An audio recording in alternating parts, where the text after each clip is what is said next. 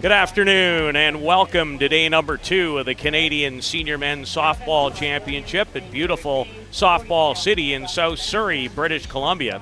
And we start our day on Softball Premier Television and on the website, Softball Canada, with a very important game in the Black Pool, one of 2 pools in this 13-team tournament, matching the host Souk Loggers, who lost in dramatic fashion last night in an extra inning to last year's tournament finalists, the Toronto Batmen, 6-5, taking on the Grand Prairie Pirates. The Pirates went 1-1 on day 1. They fell to Toronto and then came back with a resounding victory over Newfoundland's other team here, which is Physio and Company. So they're 1-1.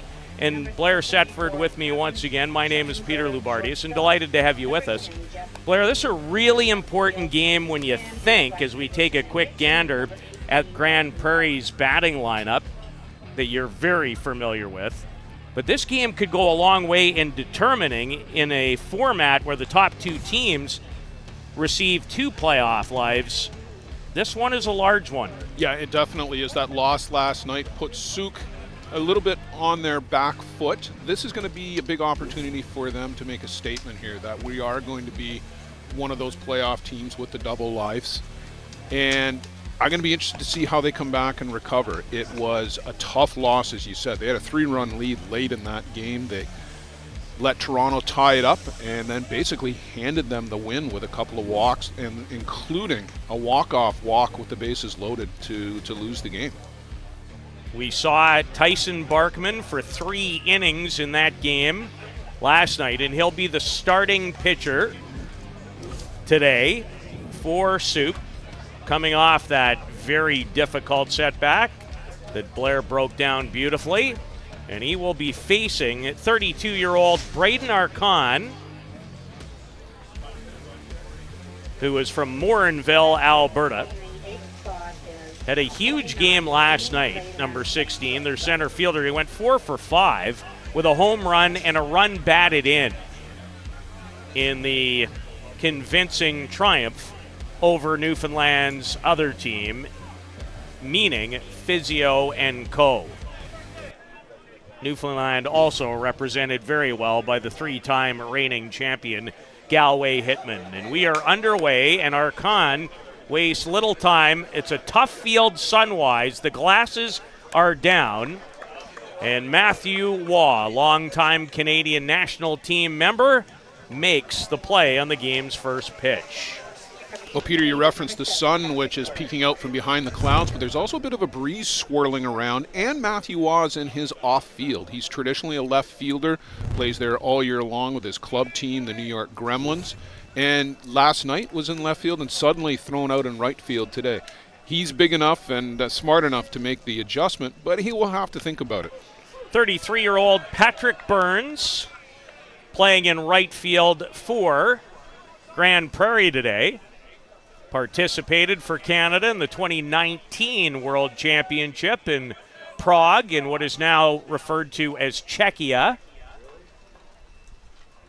And a great athlete, and shows it off as both Grand Prairie batters waste little time going to work on the first pitch that they see from Barkman. Yeah, they just jumped right onto it, and high fly ball, and now a solid base hit through the 5.5 hole. So 1 on and 1 out, Patrick Burns with that base hit. He is from Saskatoon, and talked about him as an athlete, was an excellent basketball player at the University of Saskatchewan years ago. Catcher Keegan Arcand. And the Pirates are quite happy to have him back into the lineup. Was not at the ISC World Tournament a couple of weeks ago, and that was a big hole in the lineup for the Pirates. Hits it pretty well, Chris Walushka. And I'm glad you mentioned the wind, Blair, because in the number of tournaments I've done here now over the years, find that it really swirls here. This beautiful setting and backdrop that I know many of Canada's premier men playing in this event have been so impressed just by the setup and it is an absolutely spectacular facility, but the wind can cause some real issues. It's carved out of the woods here in South Surrey, and the wind comes over the trees and then just swirls around the park, and I think that is going to be something that the outfielders are going to have to be very wary of today. Matthew Waugh just picked up a handful of grass and tossed it up in the air to your exact point. Scott Knee-High, the batter, had a great ISC. Mason knocks it down, circled, and just unfortunately for Derek, could never quite find it in the nick of time. Well, that ball was hit so hard and it was on Derek so quickly, and then passing right in front of him was Pat Burns, and it went off the glove, fell immediately behind him, and he circled the wagons on it, but literally could not spot it in time before Knee-High got down to first. Knee-High, as you are well aware, had an excellent tournament, the ISC World event in Denmark, Wisconsin. And that's his 5th hit already of the Canadian Senior Men's Championship. He was 4 for 8 in his first 2 games yesterday. And no official scoring as far as that play yet is concerned, at least not on the scoreboard. Bringing third baseman Todd Williams to the plate as Barkman misses outside.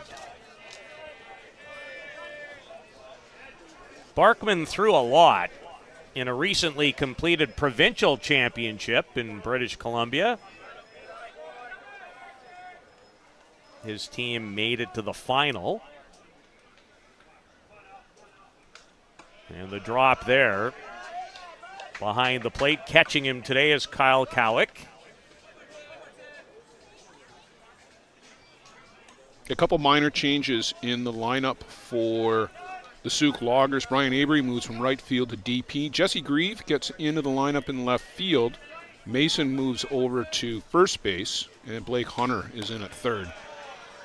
Good rise, swung on and missed that time by Williams, who was 2 for 4 last night in the win over Newfoundland 2, if you will. So Grand Prairie trying to strike first against the 0-1 Souk Loggers, and drills it, a fair ball, and will cash in the game's first run as Williams on his way to second with an RBI double. Good bit of hitting there by Todd Williams. Pulls the ball down the line to Matthew Waugh, who did a good job on his own right to cut that off. That looked like it was going to get to the corner and saved a run for now at least. Scott Knee-High goes coast to coast to third. But that's 3 hard hit balls off of Tyson Barkman here in the top of the first for the Pirates. Williams was 5 for 16 with a home run and 6 runs batted in last year's tournament in Newfoundland. And he has Grand Prairie on the board. Donnie Atkinson's team strikes first.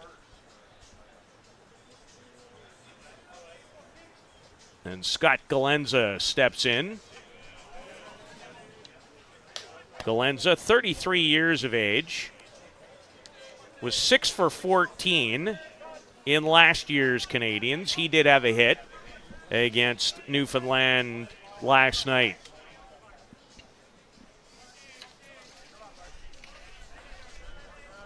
Two more in scoring position, drills it, and he's going to bring a couple more home. Scott Galenza, back-to-back doubles. Cashing in 2. And it is all Grand Prairie early in this one. Well, very quickly, you got some people popping out of the Souk dugout to go down the line to the bullpen, but I'd be making a mound visit here as the coach, too, just to settle things down. 3 consecutive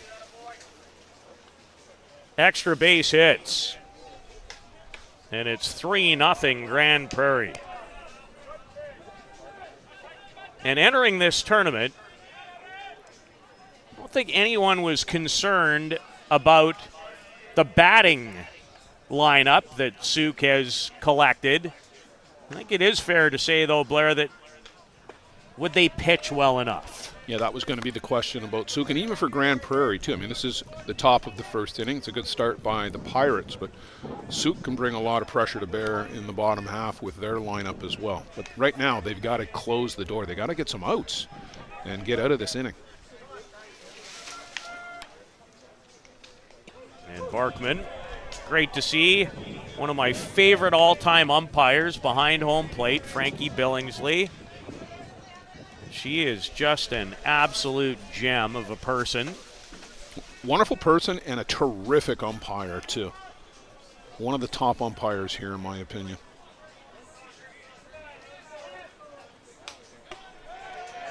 Just missing. To Evan Normand.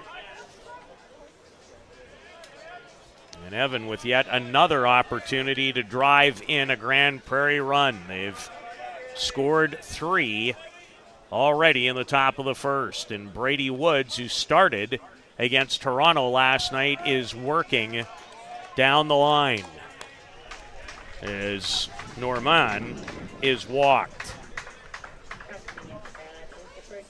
Made reference, Blair, to the work in the provincial championship and wonder if maybe even in the case of Barkman that some innings are starting to add up in short order. It may well be the case. I talked to Derek Mason this morning, and he mentioned throwing 25 innings in a very short period of time, and he said he has not done anything like that in a number of years. So it could be that that the innings are taking a toll. And that's a pitch that finds the inside part of the plate for strike one. Shane Milligan is the batter. Milligan, 41 years of age, in his 5th Canadian Senior Men's Championship. It's a veteran Grand Prairie team.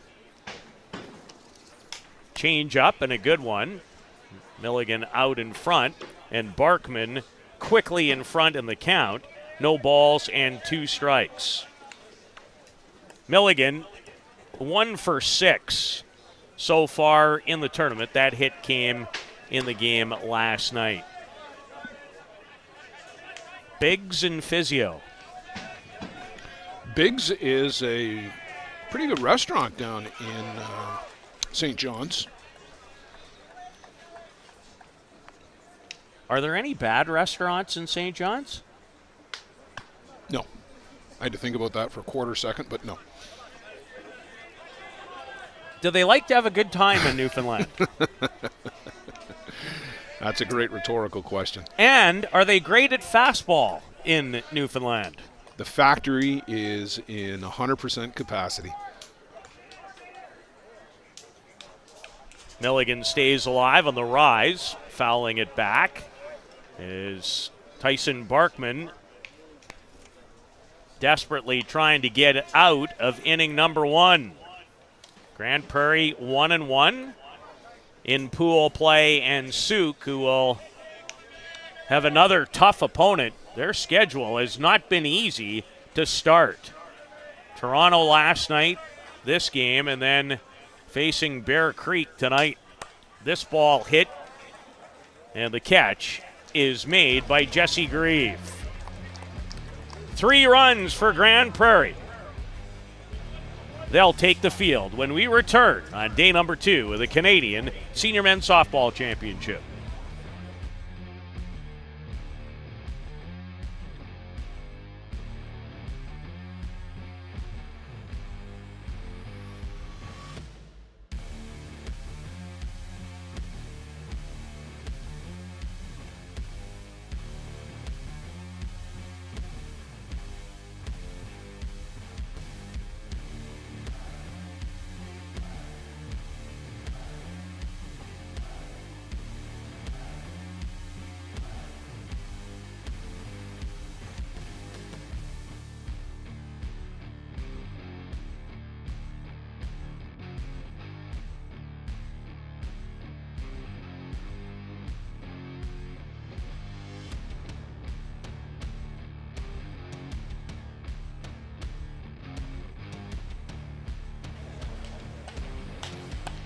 Grand Prairie takes to the field with a 3-0 lead in their third game.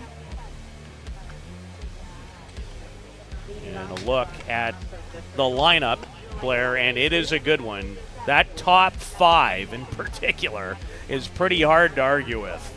Yeah, you've got a lot of national team experience there right at the top with Walushka and Hunter, and then Brian Avery in the 4 spot is as good as anybody here, and Derek Mason has only just left the national team. So left the national team after a great performance at the most recent World Championships, the World Cup that was played in New Zealand in late November into early December. And the starter in the game, as you just had a look at Grand Prairie's defensive lineup in this particular contest, is Stephen Normand. He is no stranger to elite level competition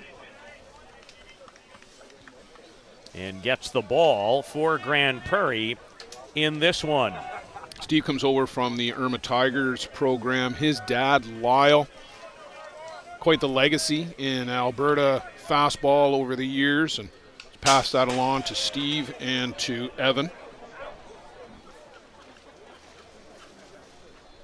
Peter, we often talk about ball players being creatures of habit. You watch Steve Normand, the way he stalks around the mound, and every out he will come in about 18, 20 paces towards home plate, get the ball, then go back behind the board, and then get back onto the board ready for the next pitch. 34-year-old national team member Matthew Waugh from Quebec. Played last year with the champion Galway Hitmen. This year, part of the host team, the Souk Loggers. And has been at a very high level for a long time. Played in several World Championships, Pan American Games, other international qualifiers. Was a big part of the New York Gremlins win in Denmark, Wisconsin, as they captured yet another ISC World Tournament. Stephen Normand, this is his first start of this event, and gives up a leadoff hit to Matthew Waugh, who was not on base last night. He was 0 for 3 in the game. But you knew that wasn't going to last for much longer. No, not at all. And Chris Walushka, who had a good night at the plate last night, had a triple and reached on an error, scored twice. Seemed to be in the middle of it every time Souk was threatening last night. Normand. Good late movement, Blair, on that pitch.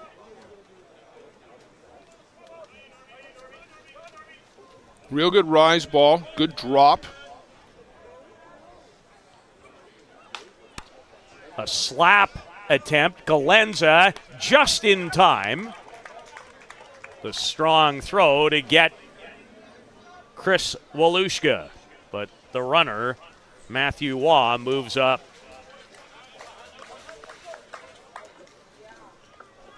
And here's Blake Hunter from Nanaimo, British Columbia. Another player that has donned the maple leaf for Canada at a World Championship. High, and I mean high pop-up for Galenza, and does well.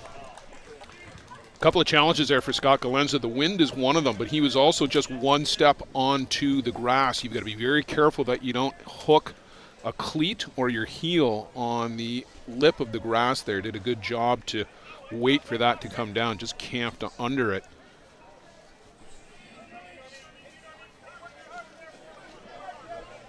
Normand trying to make his way out of the inning after the leadoff single.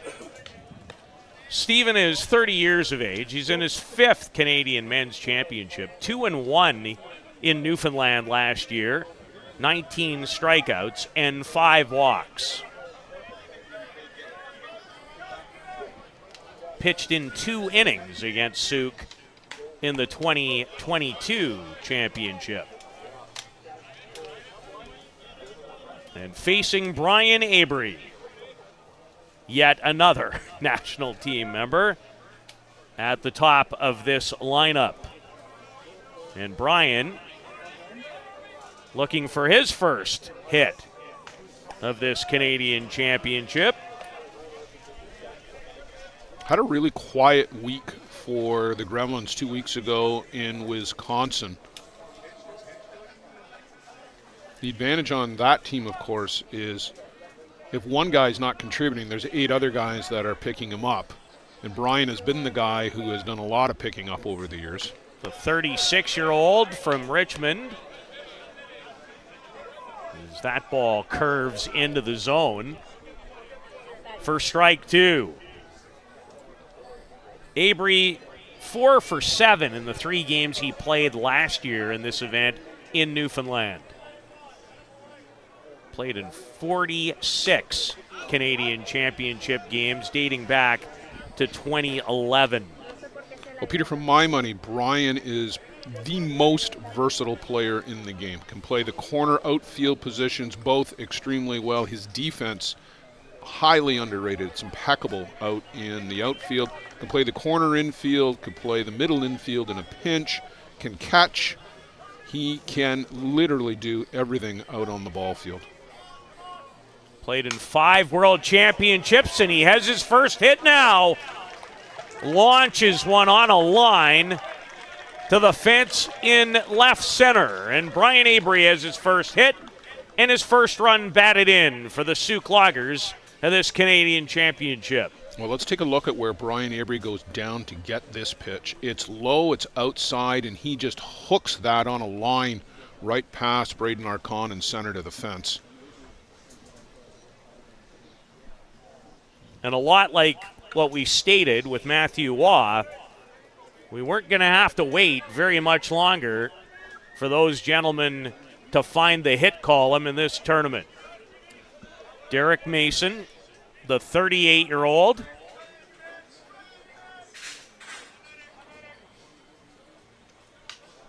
And Derek coming off an excellent world championship, which he has participated in many. In New Zealand, he was 8 for 27, Blair. 3 home runs and 8 runs batted in. Yeah, a lot of that came in bunches, and when Derek gets on a roll, the ball must just look like a beach ball to him coming in. He raked a couple of home runs off of Jack Besgrove in the round robin and put Canada on its course that ultimately led to that silver medal. Derek was 0 for 3 in his team's tournament opener, but did drive in one of their 5 runs. Trying to cut the gap to 3-2. This could be a lengthy affair with lots of runs.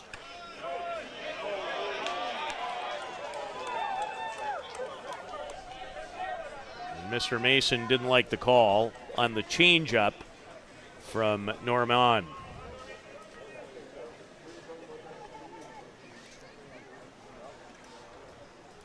A lot of late break to that. It just fell off the table at the plate. Avery, the runner at second.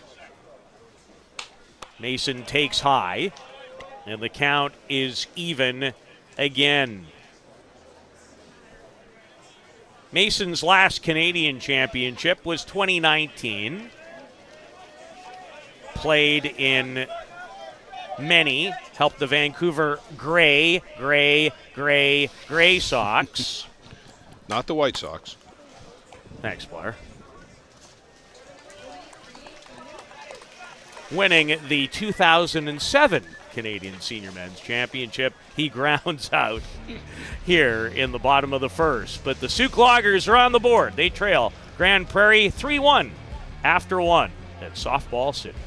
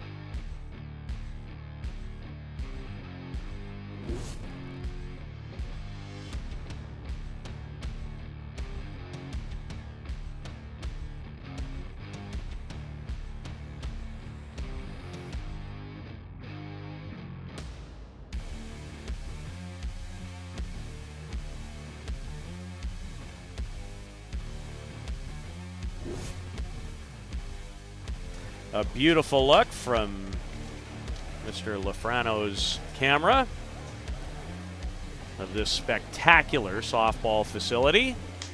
And a new pitcher, Brady Woods, makes his second appearance. The 36-year-old, very effective in the game last night against Toronto at 8 strikeouts. Pitched 4 innings, 2 runs, 2 hits. His one mistake was a 2-run homer in the bottom of the 4th to Adam Alexander. It's really just the one bad pitch from Brady. Other than that, he had things under control last night. At the time, we thought it was a good move to go to Barkman, who had a strong 5th, but things kind of unraveled for Souk in the 6th and the 7th. Brady really effective the first 2 times through the order, and I thought that was enough to ask for him at the time. Grand Prairie, 4 hits, 3 runs, 3 extra base hits, all doubles on the way to now a 3-1 advantage. Josh Kinney is the batter, the second baseman.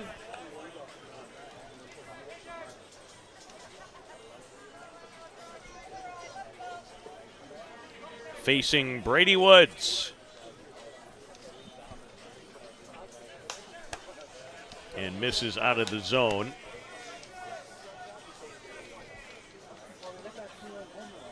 Josh was 2 for 4 yesterday, played in one of the games.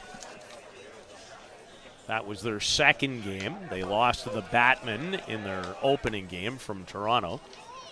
Toronto 2-0, and I'm not sure if they have played yet today. Likely that they might have. They play at 3, I believe. 3 o'clock. Yeah. Yes, against the Surrey Rebels. Surrey's 1-1 in the tournament. We've yet to see them here on Diamond 1 in the games that we've done.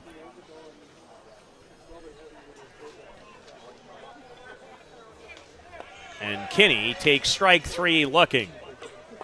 So it does not take Brady Woods long to add to his strikeout totals. Josh Kinney, by the way, 23 years of age. He had just 2 at-bats in last year's tournament in Newfoundland. And here's the top of the order once again. And Braden Arcand.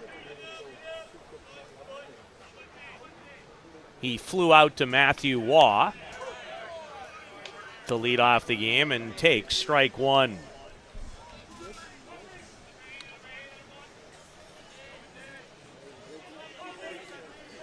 Braden off to a nice start in this tournament. Going 4 for 5 in the game with a home run and a run batted in is obviously going to help everyone. He's 5 for 8 in the tournament with 2 home runs and 2 runs batted in. So already has gone deep twice. Waugh in foul territory will run out of room. Gave it a good go, but not even Jordan Pomeroy can make that play.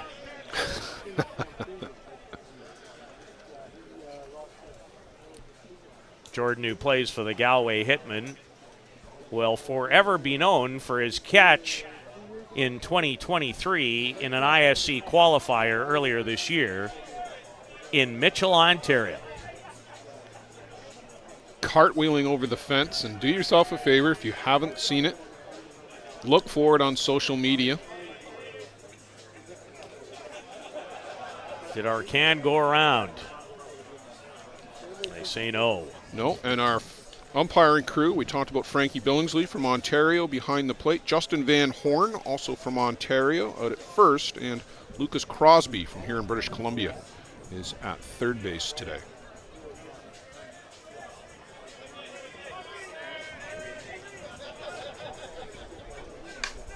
Arcand, another pop-up. Waugh does have lots of room to play this and does so. And Brady Woods retires the first 2 batters that he has faced after replacing Tyson Barkman, who gave up 3 runs on 4 hits in his first inning and only inning so far of work. Patrick Burns singled and scored and rips one Well played and a great throw. Hard hit ground ball at Kevin Schellenberg, and there's a reason why he played in many world-class events for his country.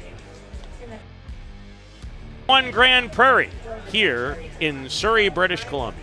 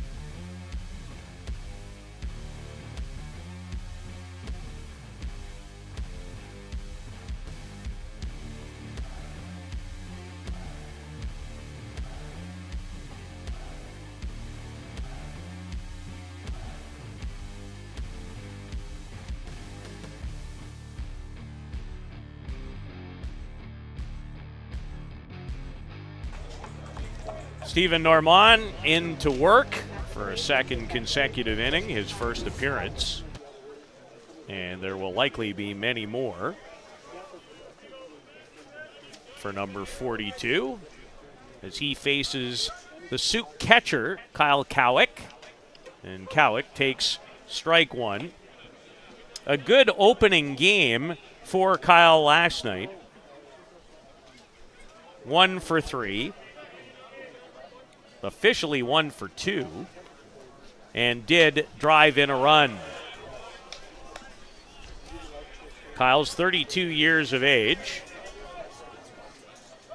was 0-2 in the 2022 tournament last year.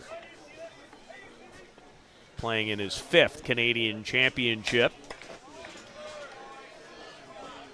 And catcher Arcan did everything he could to hold it and freeze it and hope for a strike, but there was not one available to him. No, tried to frame it up.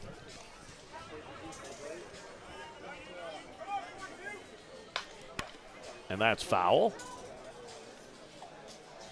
That's why you have somebody down the line to help out, as there is activity again for the Souk Loggers.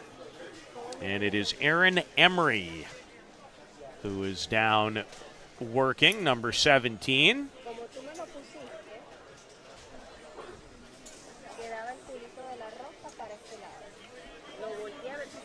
A ball and 2 strikes to Kyle Cowick.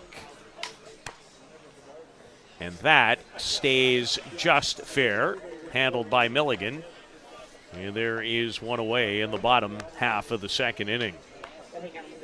Good job by Milligan to just freeze. We saw a similar play yesterday, Peter, where the first baseman had his momentum taking him across the line, and it was called a foul ball. Milligan just stayed rock still, let the ball come to him, and made sure he got the fair call. Here's Clint Taylor, 27 years of age.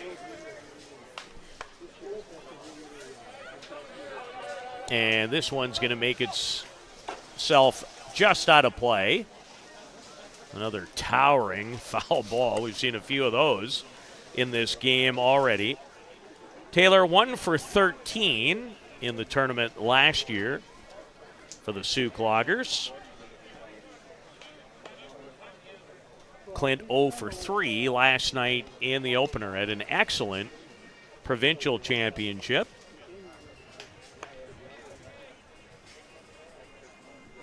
Father stopped by. He was on the coaching staff for that team. And thank him for that.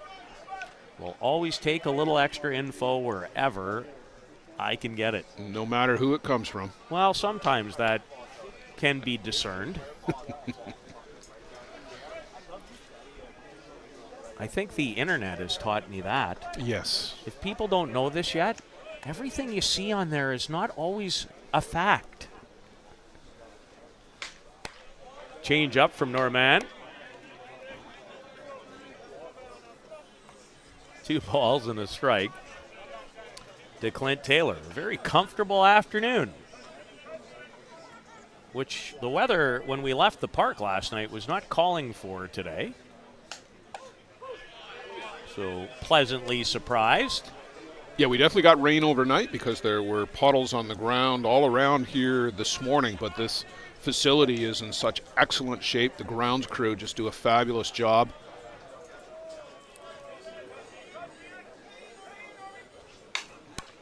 And there's Clint Taylor's first hit of the Canadian Championships as he finds the hole between third and short. And Souk, trailing by a pair, have a runner aboard once again in the second inning. They put down, Peter, 15 feet of clay forward from the pitching board and a 6 foot wide swatch to withstand the pounding that the pitching area takes in men's tournaments like this. For one, and might have had a chance to complete it. Good hustle down the line. Yeah, not a great return throw there from Josh Kinney. Scott Galenza got the ball over to him, but a bit of a one-hop throw and unable to dig that one out of the dirt with Shane Milligan.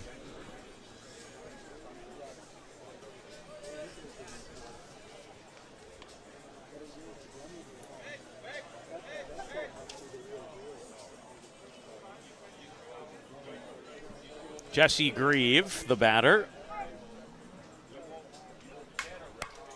Down the line, just foul.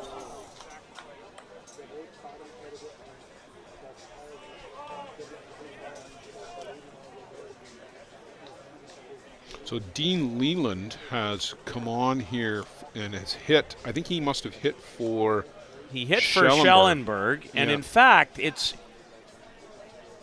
again, we're not lucky enough to get some changes, but when that ball was hit, my instinct from here was that was not Schellenberg who made that play.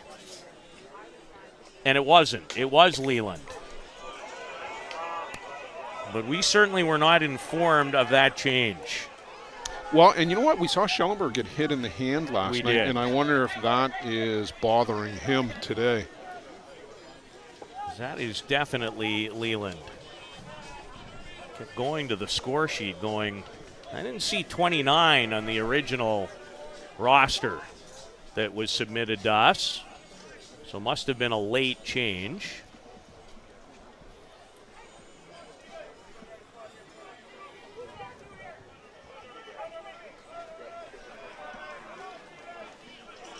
There's Jesse Grieve, the batter and left fielder, and Norman gets the job done, striking him out. His first at-bat in the Canadian goes down swinging. It remains 3-1 Grand Prairie over the Souk Loggers.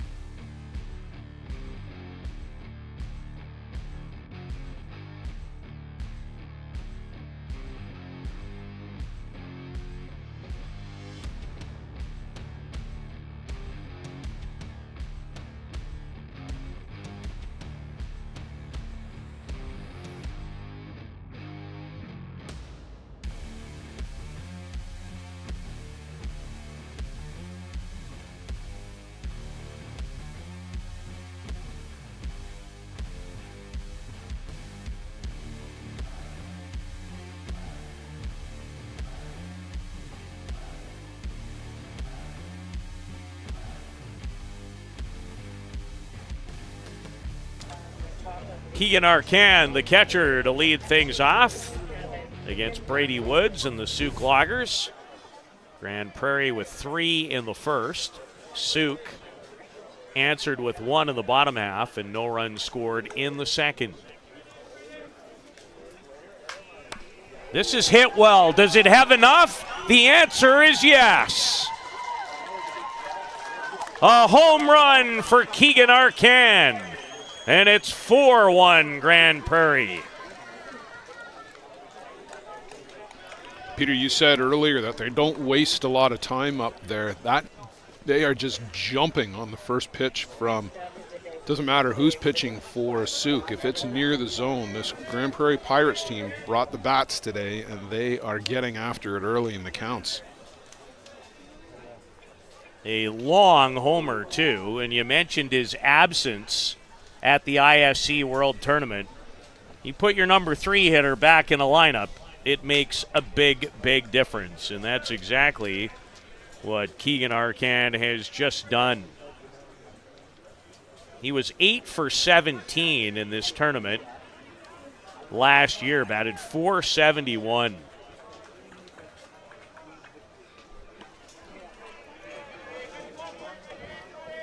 And once again, the Pirate lead is 3.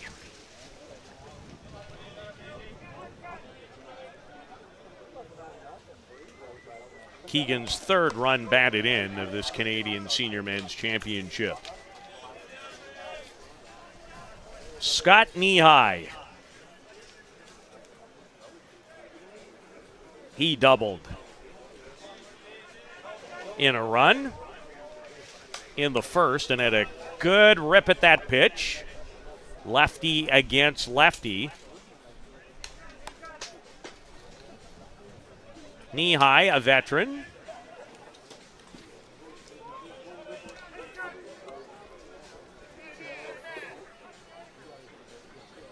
.41 years of age. 3 for 5 last night in the win over Biggs and Physio.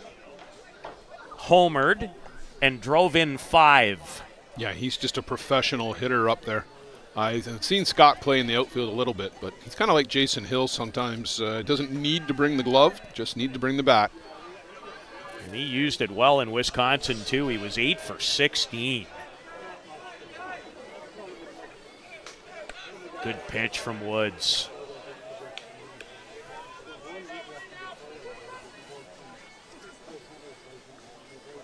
He had 4 home runs, as you well know, Blair, at the ISC World Tournament. 2 of them came in one game against the AWP Lumberjacks, but no home run in this at-bat for Scott Knee-High, as he becomes the 2nd player to strike out against Brady Woods after he gave up the inning-starting launch to center field that almost cleared fence number 2. Yeah, I think the only thing preventing that was the scoreboard.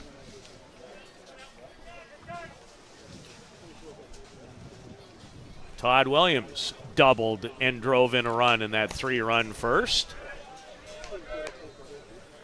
Williams 3 for 6 in the tournament, so off to a very nice beginning. And tried to take that over the fence in right field. Big swing. I'd have to check to see if both his shoes are still on. Not cheated. That pitch gets away from Woods.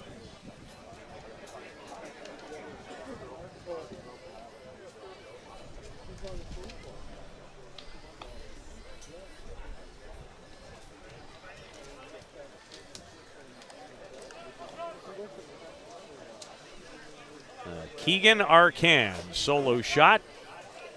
And Grand Prairie trying to go to 2-1.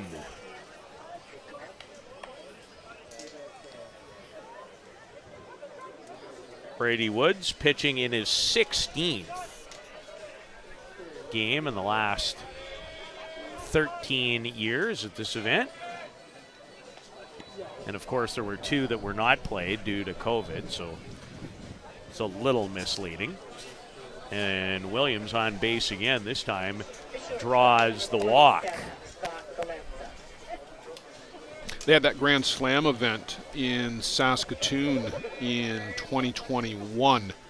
And it'll be interesting to see what transpires, Peter, in 2025, as there are so many international events that are going to be going on that year. In foul territory, Mason makes a good play. Taking the ball over your head the way he did is not an easy chore. And good work by the longtime national team member. He's got a smile on his face after that good play. Well, we talked about this last night. Derek Mason started at first base and then mid-career moved over to the hot corner at third and was an all-world player at both of those positions for many years, and now back to first today. Kind of like a journey home. Very much so.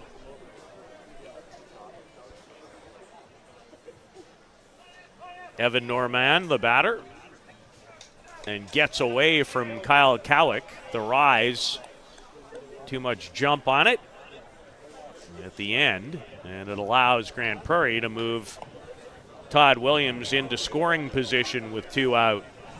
So Brady Woods does not have that compression sleeve or that tensor band on the left arm today. Kyle Cowick is going to go out and chat about signals with Brady Woods. Brady's left arm, Peter, actually doesn't straighten all the way out. It always has just a little bit of a bend in it. And they were concerned about the elbow and the forearm last night. They came out and talked to him about it, and he seemed to not want any of the attention, and is going without that band on the arm today.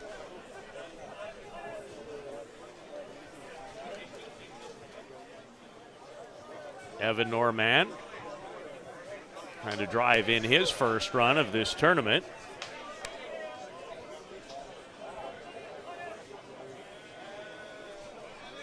Has pitched in the event, but this is the first of the 3 games where he figures into the batting side of things.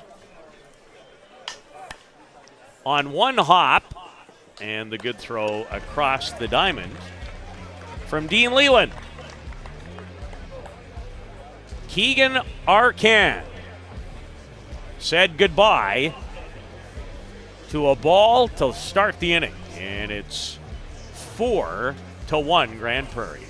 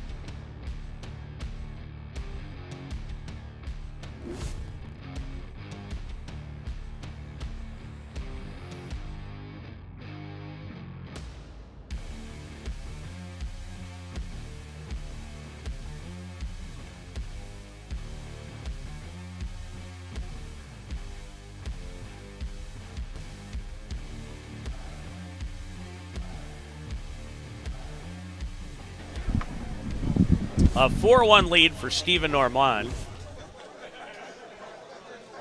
who we believe is actually pitching in his second game of this event, not first.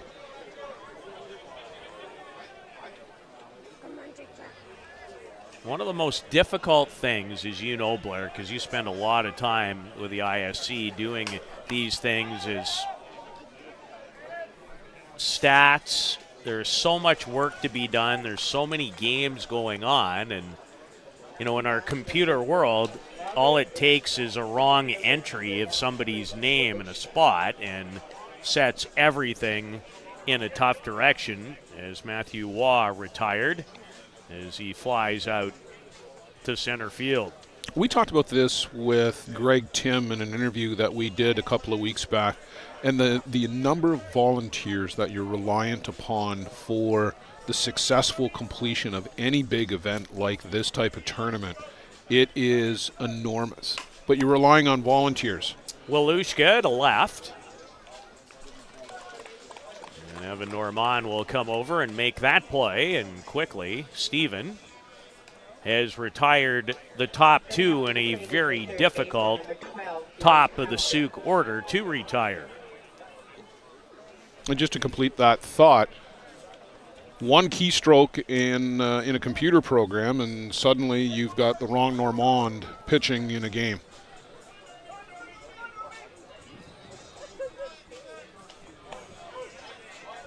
It's a great change and had late curve movement on it to boot. If that pitch is down and away, it is unhittable. Blake Hunter, a great hitter, tore the ball off the cover at the ISC tournament. Blake played the bulk of the season last year with Grand Prairie. He caught for Steve Normand for most of the summer of 2022, so he knows what to look for Steve. There's a lot of familiarity there. Sometimes the guys sometimes the guys in Western Canada have a bit of an advantage because they're not on the same tournament circuit as everybody in the East. But in this particular instance, Blake will know Steve and vice versa. Normand wanted that inside pitch. 3 balls and 1 strike to Blake Hunter. Blake was 1 for 4 with a couple of runs batted in last night in the loss in extra innings to the Toronto Batmen. And fouls this away. Does Blake Hunter.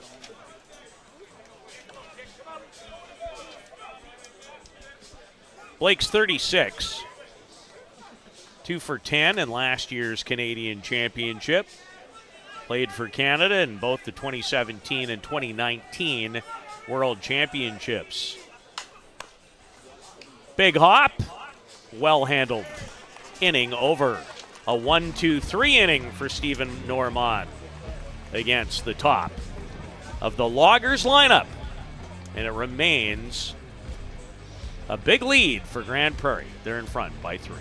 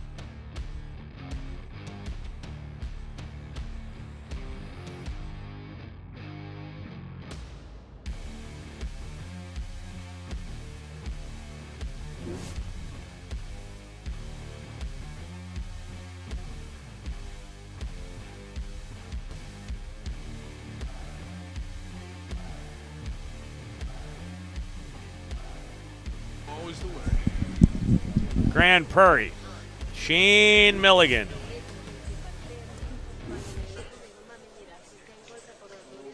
Leading things off against Brady Woods in his second inning of work. Milligan flew out to left. And Jesse Grieve in his first at-bat to end a 3-run first. And Peter, it's only day 2, but you start to look at the way that Pool play is breaking down here in the black pool. Popped up. Taylor takes care of it. And it's going to be tough for the Souk loggers to jump up and take one of those double life positions. They've already got a loss to Toronto, trailing here to Grand Prairie. They've got a tough game against the Bear Creek Express tonight. In theory, they end their schedule with a couple of so-called easier games against Newfoundland Physio and the Surrey Rebels, but Surrey's 1-1, and they're going to be that's going to be an important game now for Souk if the score doesn't change. Well, their schedule very top-heavy in terms of opponents, and another tough one, as you just mentioned, coming tonight. I think they faced the 3 toughest teams in their pool right off the bat. They did, and that's a tough draw when you're the host. Normally you kind of ease your way into the tournament, but no such luck for Souk. They've been thrown into the deep end. Derek Mason starting to work now. Blake Hunter over at first.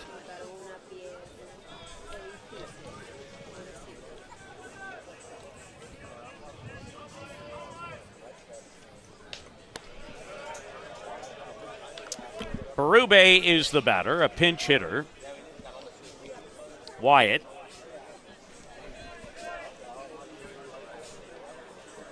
Hitting in place of Josh Kinney and fouls that into the screen.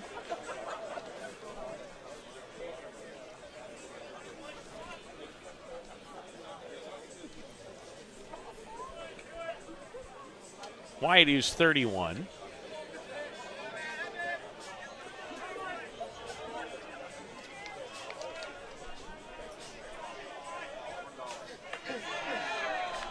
And now, after striking out, is 0 for 3 so far in this Canadian Senior Men's Championship. His 3rd strikeout of the afternoon for Brady Woods, who replaced Tyson Barkman, who started the game and gave up 3 runs on 4 hits in the top of the 1st inning.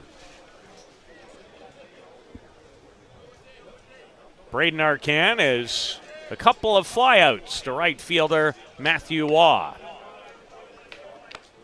in his first 2 times up.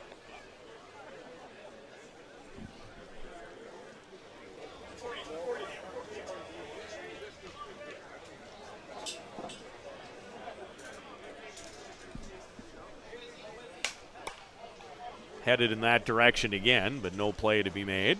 He's going with the pitch, which you like to see as a batting coach.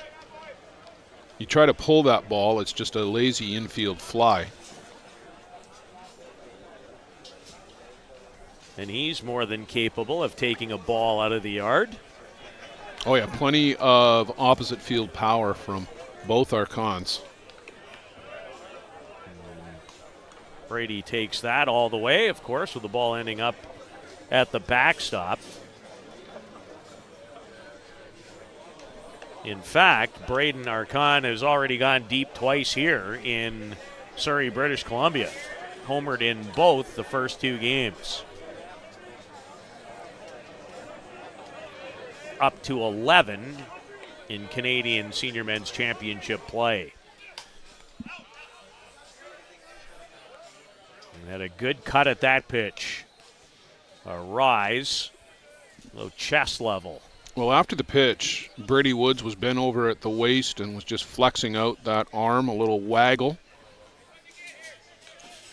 It's a comfortable day here, Peter. I think the pitchers would like this. They're not super hot, but at the same time, maybe Brady is feeling a little bit of uncomfort out there. I wonder if we see Mr. Mason to start the next inning. He has done his work. Well, Brady's been through the batting order once now. This is Braden Arcan's 2nd look.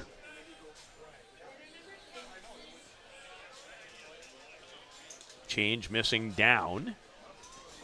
And the count full on Grand Prairie's leadoff batter.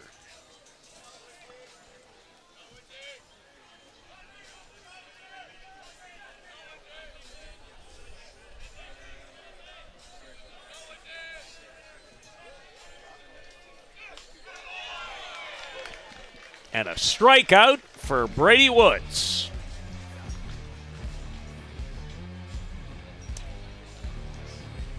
To the bottom of the fourth, with Woods and company trailing by 3. Needed that clean inning.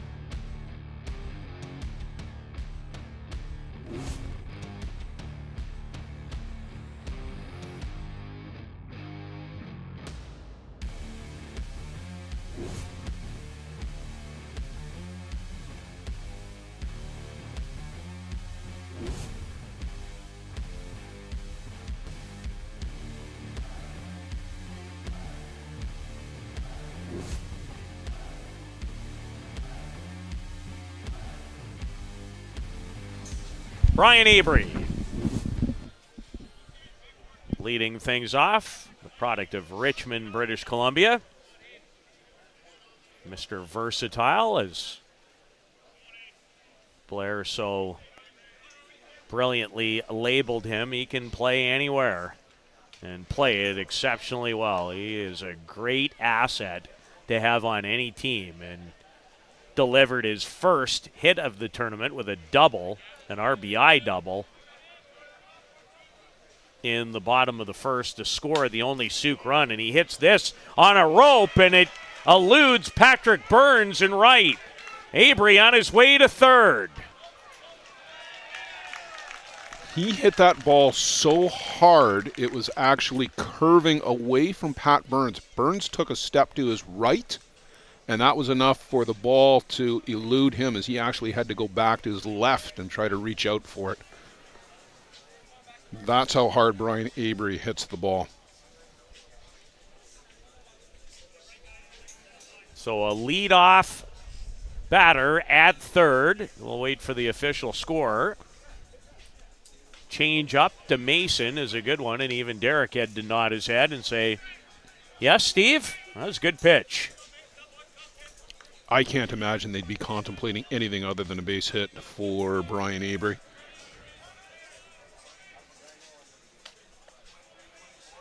Tried to find the outside corner. And this will be what Souk needs. They need to get this top of the order all in sync. A little bit quiet today. Derek Mason trying to cut the gap again to 2. A peek up. And Milligan prevents Avery from coming home. And good base running by Brian.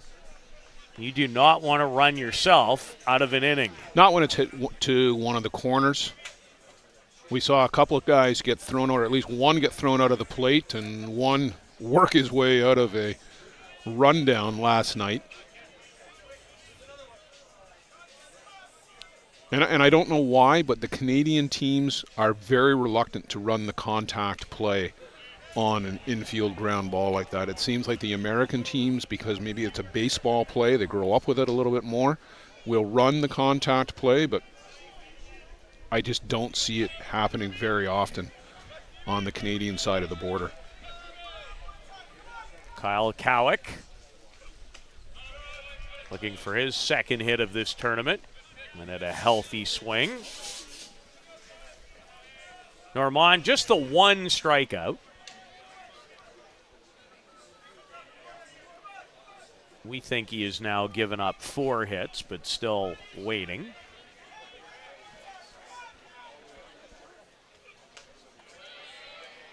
Up and out of the zone that time around. Kyle Cowlick with some Team Canada experience and the Dominican Republic, Santo Domingo, back in, I want to say 2017, maybe 2018.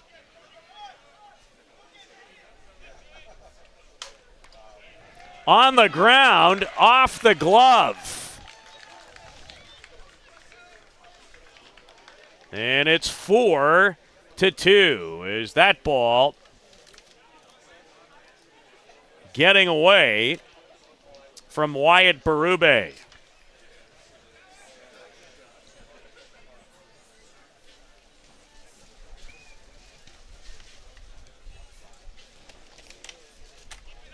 One thing about this Souk team, they're really never out of any game.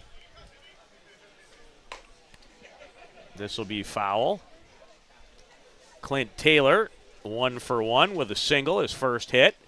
This is game number 2 for Souk. They're 0-1 after an extra inning heartbreaking loss to Toronto last night. And they'll play again in the 8:30 spot, which is where they are scheduled every night, the host team.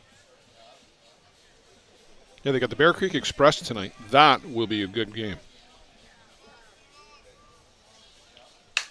Ripped by Taylor.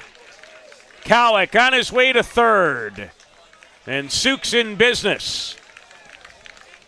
That was a bullet right back up the middle. Steve Normand threw the glove out, but it was well past him by the time he made that reaction.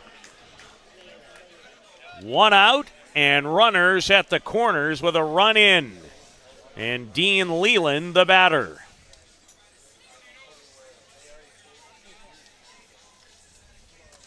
And a visit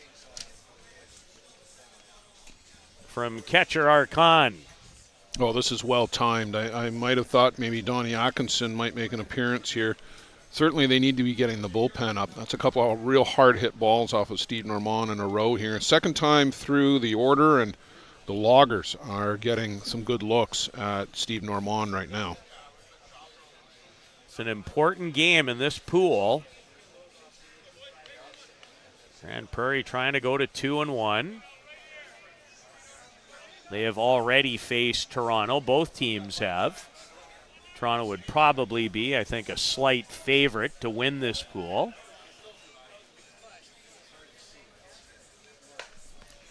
High in the air and unplayable.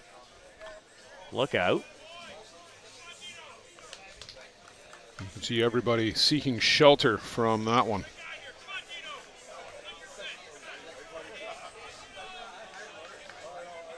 Toronto likely a slight favorite just on the strength of their finish last year, but pretty balanced in this pool with Bear Creek, Grand Prairie, Souk.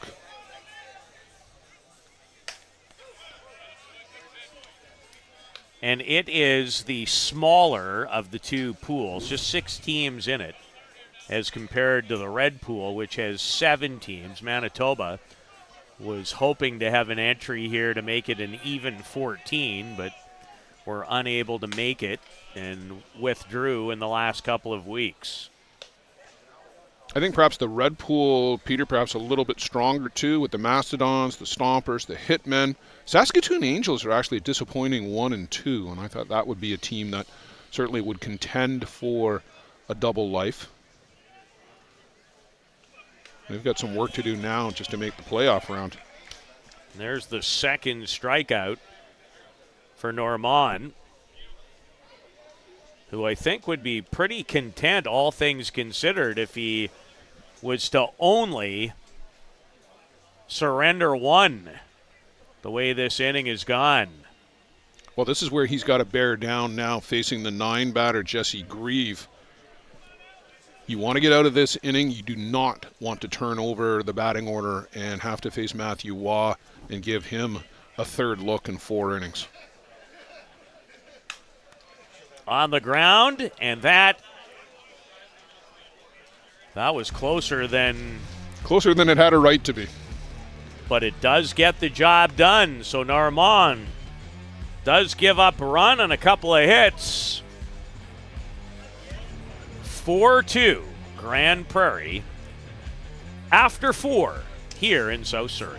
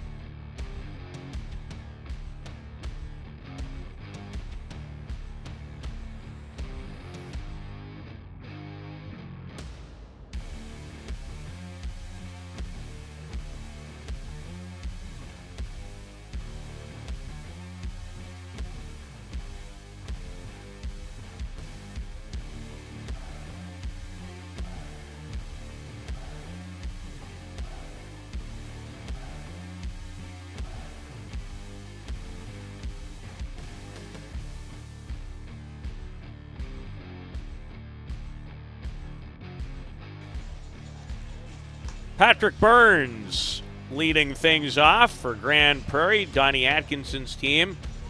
Donnie is just an absolute treat of a human being. I love him. Part of the 222 softball program. And I've still yet to make my way home to see that beautiful new indoor facility. Donnie Barrels. Donnie Barrels. Have the t-shirt. Wear it often. Had Donnie in as a guest commentator for a game at, if I remember correctly, it was the Niagara Stompers and the Hill United Chiefs. Turned out a bit of a runaway, so Donnie and I had some fun over the course of the evening. Joe Todd was managing the ISC 2 championship that night, and we had a vacant spot in the booth.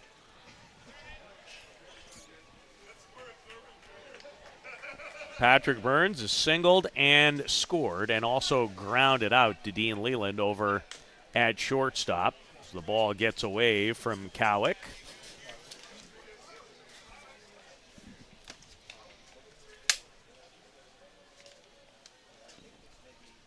Patrick Burns, 33 years of age. 4 hits in his last 2 games. Had 3 last night, was 3 for 3 with a triple, a double, and 2 runs batted in against the Newfoundland group, not named the Galway Hitmen. Physio and Company. Drilled and goodbye. And Chris Walushka even climbs the fence to go get the home run ball. I've seen a lot of things. I'm not sure I've ever seen that. It's a short fence, and Chris Walushka just thought, well, I'm here anyway. You see Patrick Burns goes down to get that, brings the hands inside, almost an inside-out swing, but straight away center field, and Pat Burns with more than enough pop to drive that out of the park. That's a real good swing that he put on it, Peter, to go down and get it and to keep the hands in tight for the follow-through. Patrick Burns with his second home run of this Canadian championship. And that's a nice response by the Pirates, too. You give up 1 in the bottom of the 4th, you come right back here in the top of the 5th and put that right back and get back to that 3-run lead. Brady Woods took the glove off and is going to go take a bit of a walk. He's flexing that left shoulder a bit, and here comes the coaching staff again. Just some more discomfort shown by Brady. He's shaking out that left hand. You know he wants to stay. Derek Mason is still throwing down the right side. So Blake Hunter has actually moved over to first base. Abry has come into the game at third. as the designated player. So he and Mason have effectively just done a position swap. Blake pretty versatile too. Blake is absolutely versatile. Catches, corner infield, can play outfield as well.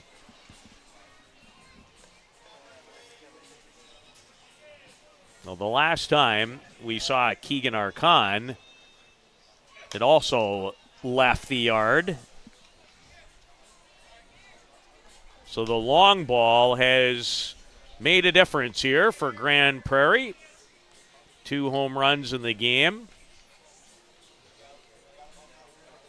They had 3 doubles in the first to score 3 runs. So extra base hits have been the order of the afternoon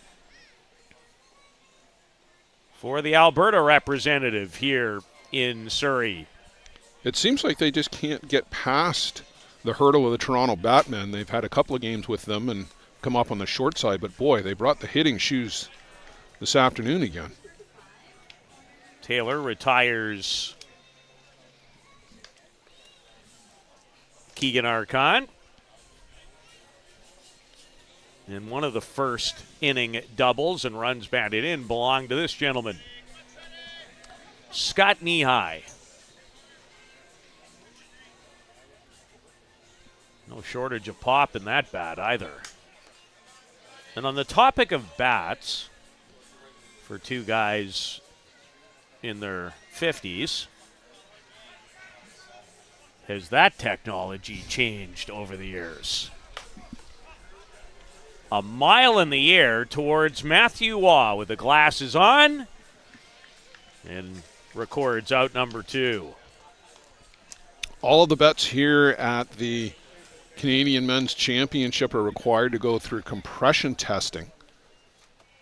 A little gizmo that puts literally, as you would think, just pressure on the bat and then measures the quickness, I guess, of the restitution, how fast the bat springs back.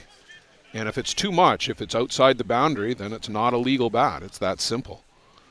And the manufacturers, of course, try to press the limits and see how quick they can make the bats recover. Think of it as a trampoline effect, very similar to golf club technology. And the better the trampoline effect, the harder you can hit the ball, the further the ball will go. Well, got into a conversation in part about this with Amanda Fama when we were calling the Canada Cup Women's International Tournament here, and talked about bats, and more so is Williams with a swing and a miss, talking about the fact that the Japanese went to the Olympic Games with about 150 bats in comparison to like 40 for Italy. Now, the reason I bring that up is guess what can help compression? Using more fresh bats. Yeah. There's 2 theories on that, and we'll pick that thread up as Williams goes down on strikes. But let's pick that one up because that's a great topic of conversation. 5-2 Grand Prairie after a home run off the bat of Patrick Burns here at beautiful Softball City on a Thursday. Because there's guys that will tell you.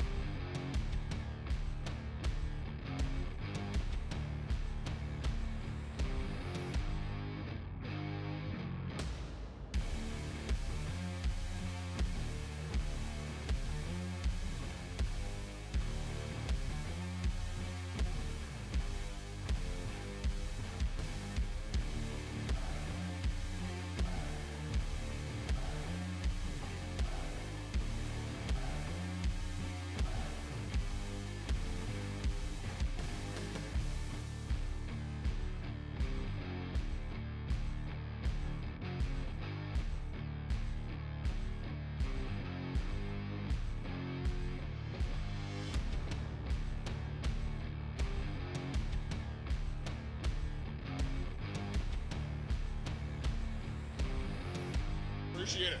Good stuff, buddy. 5-2 is the score.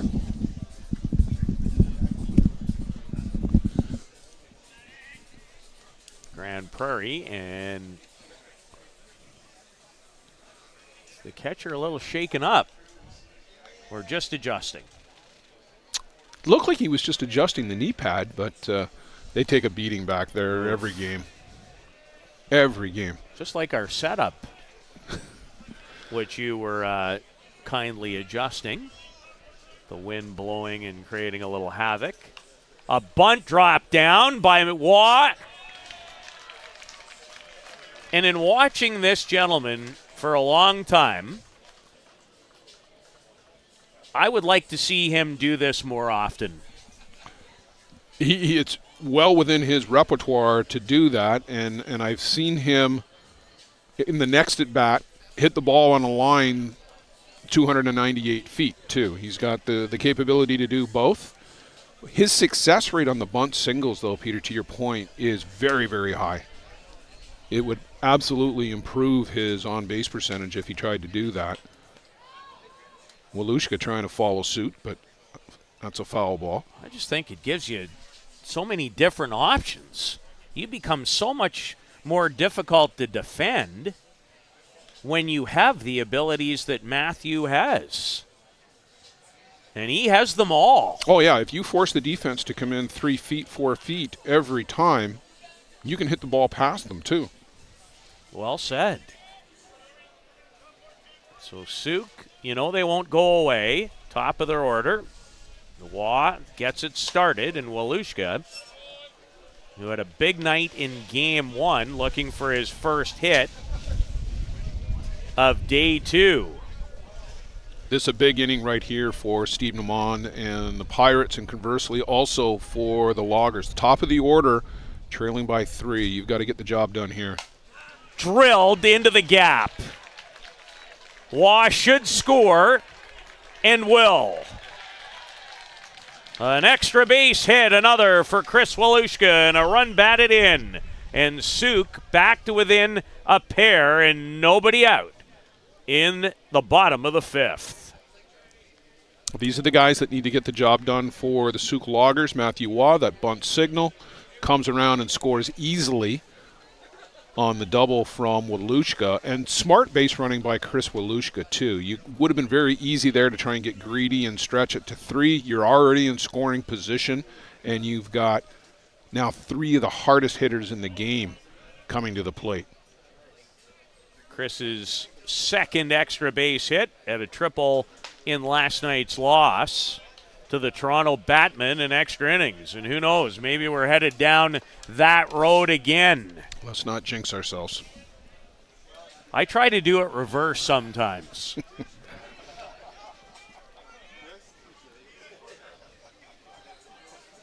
Blake Hunter. Change up and strike 1.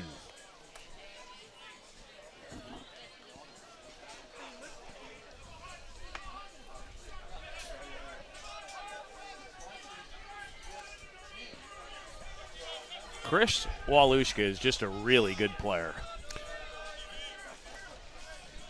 Defensively sound, gap hitter. Runs well. Yeah, and a leader too.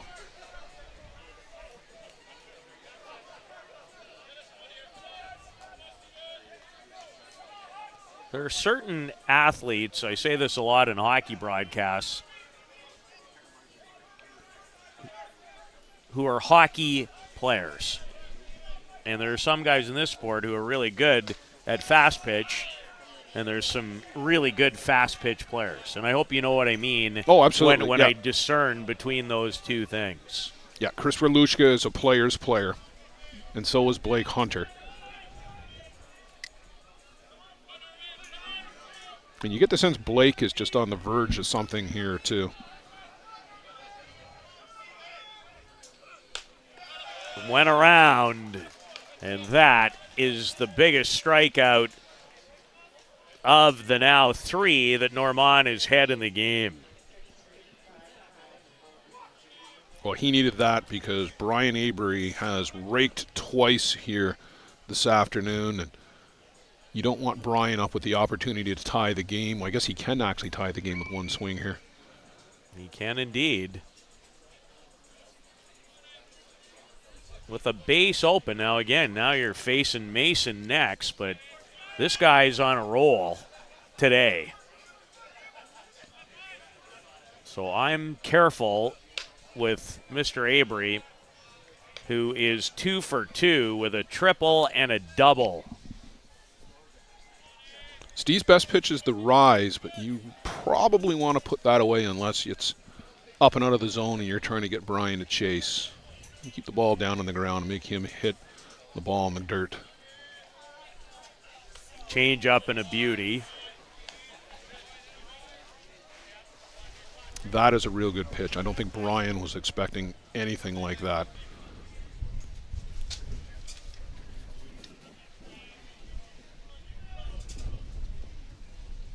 You see the remnants of the wind.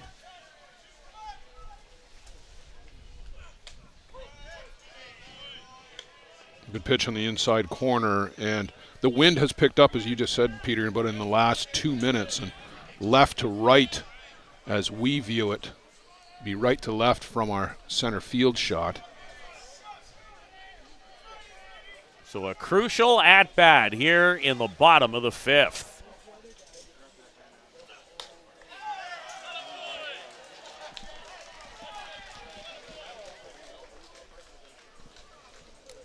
And Brian Abry does not like the call. He thought it might have been up. So back-to-back strikeouts of Hunter and Abry, the number 3 and 4 hitters in this dangerous Souk lineup.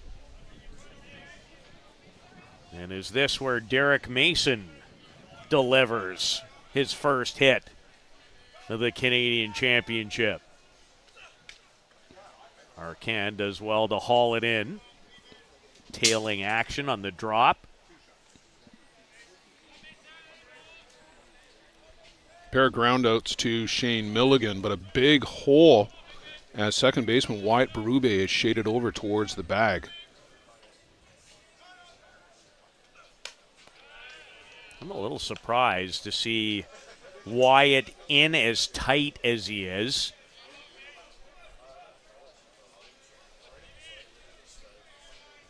It's almost even with the line. It's 2 out. I think maybe you'd want to play back a little to potentially knock down a ball and save a run. Especially as hard as Derek Mason hits the ball. As you nicely teed up. Well, Mason is, for the most part, center to right. Doesn't often go opposite field. His power is absolutely to right field. And he's already hit 2 balls down the right field line. I'd be shaded over a bit if I was Berube, and he has taken a couple of steps over.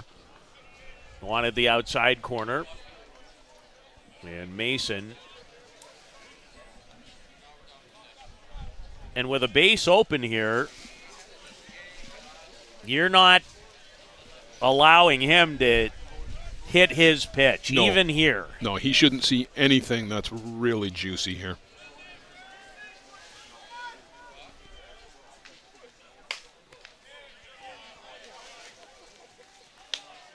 You don't hear necessarily curveball in fast pitch softball, but this guy has one. It's a pitch that a lot of the South American pitchers have imported into the game in the last, call it 10 years or so. And it's something, if you can pull it out of the bag. Normand went change on the full count and ends up walking Mason. Well, I don't mind that, even though it puts the tying run on base. You start fresh with Kyle Cowick. You get a pinch runner for Mason as Darcy Walushka comes on to run. But you start fresh with Kyle Cowick. You didn't give in to Derek Mason. If he was going to go after that pitch, it was a change-up down and away. He was just going to beat that into the dirt. There was nothing he was going to do exciting with it. Somebody beats you with that, you go and shake their hand and say, well done. Cowick. Reach base. On a ball that ate up Berube a little. Yeah, he smoked it at Berube his last bat. And at a quality cut at that first Normand pitch. 5-3, a run in and 2 out with 2 on in the bottom of the 5th. 0-1, the host Souk Loggers against the 1-1 Grand Prairie Pirates.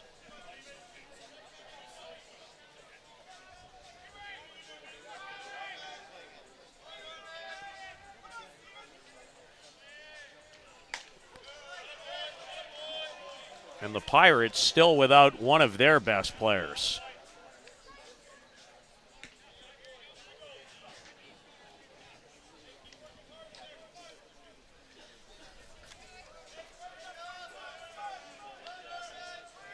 We'll get to that a little later.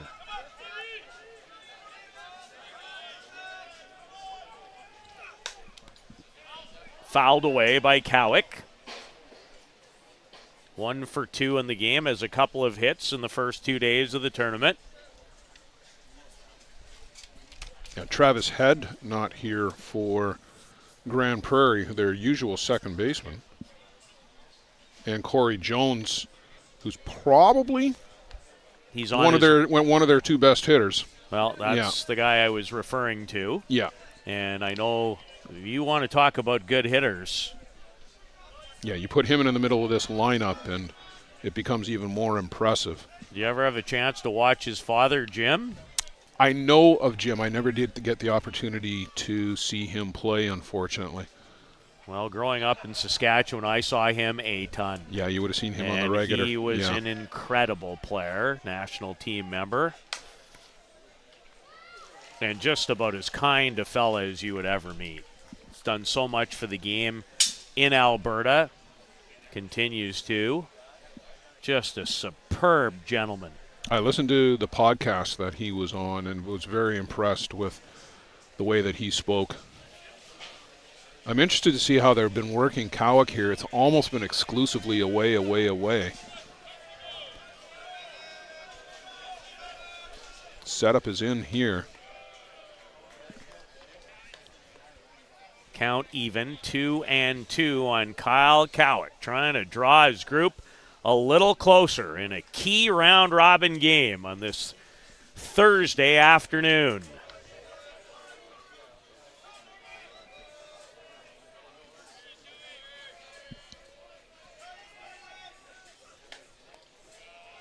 Missing outside. They tried to nibble on that outside corner.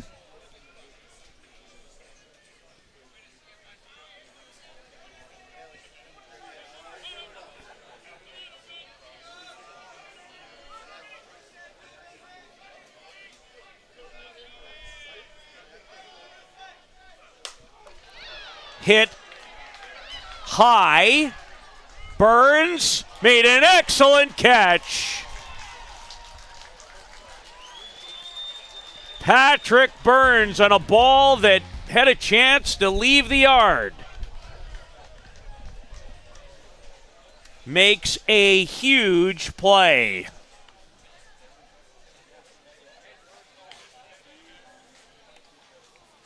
Keeps Grand Prairie in it for now.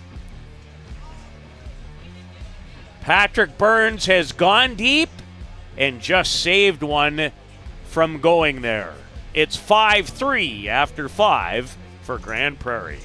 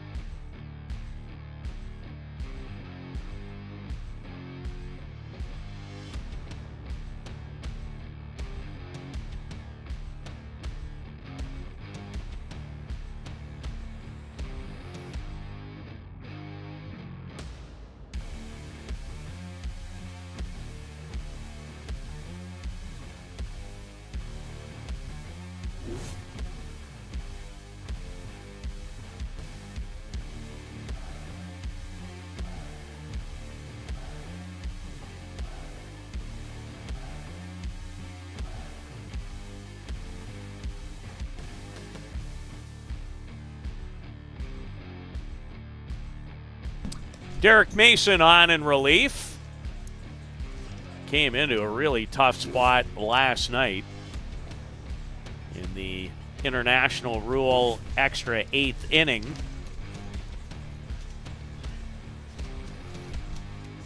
Peter, coming up, we've got a pair of BC teams, the Moby Concrete Rippers and the Steveston Canadians, but we've still got a little bit of ball to play here between Souk and Grand Prairie. We're a ways from being done in this one. 7-6. Souk has out-hit Grand Prairie, but trail 5-3. Grand Prairie has 3 doubles and 2 home runs in the game on the way to those 5 runs. 3 of them came in the top of the first, so they've been in command right off the get-go. But Souk was about 1.5 feet away from taking the lead on a ball that Kyle Cowick thought he hit out. But Patrick Burns saved the day at the fence. 250 feet around the men's dimensions.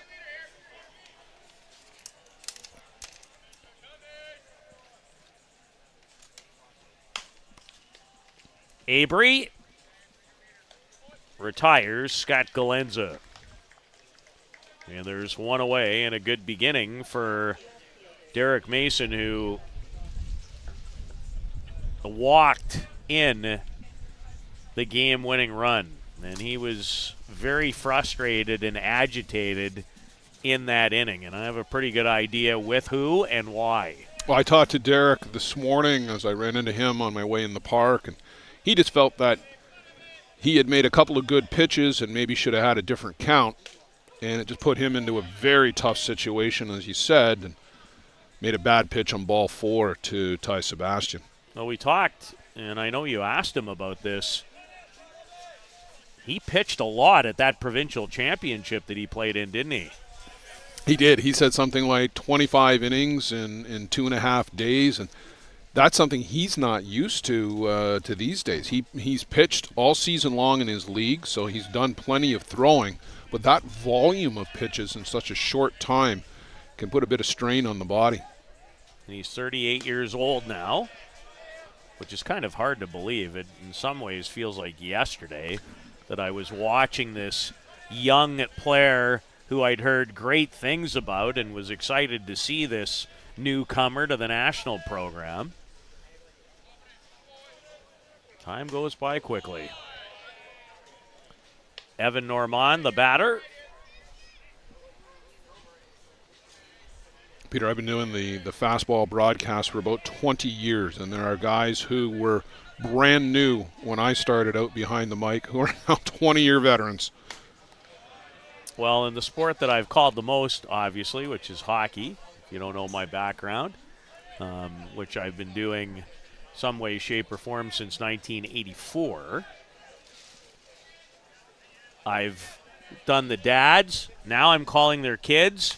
I don't know if I'll get to the grandkids.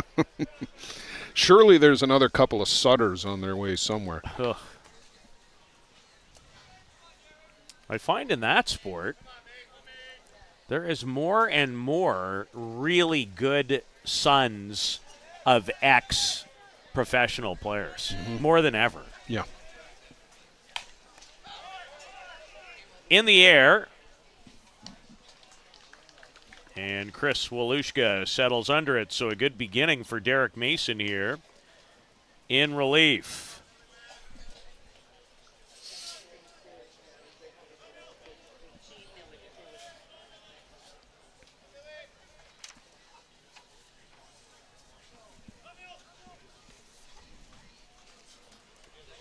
Shane Milligan, the batter. He is 0 for 2 in the game, and that's just foul as Hunter goes over to field it.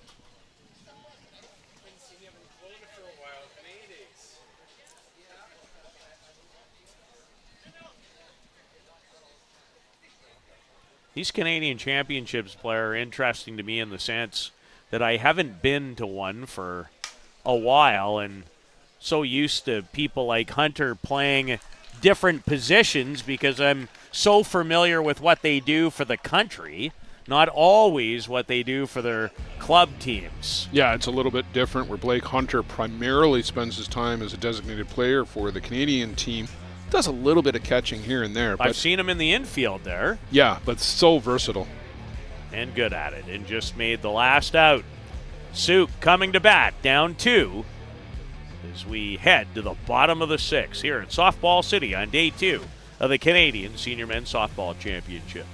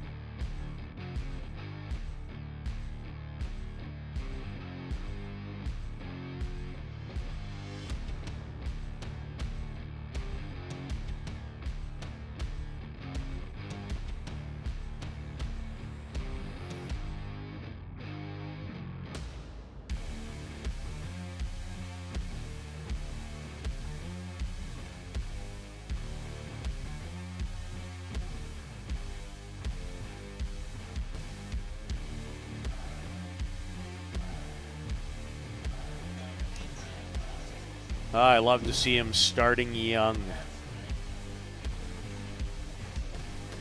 Just had a shot of a youngster. Not even one. You can never start them at the ballpark early enough. That's the way I see it. Get them going early. Get them hooked. Get them hooked. Clint Taylor, well, he's hooked.